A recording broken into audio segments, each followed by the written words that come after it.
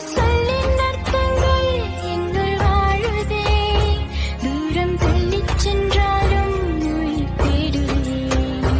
ஆசை வார்த்தை எல்லாமே இன்று கீறலாய் இந்த நெஞ்சின் ஓரத்தில் பாய செய்கிறாய். இன்னும் நீ வந்தாய், இன்னும் வாழ்கின்றாய். உந்தன் சொல்லாலே தூரம்.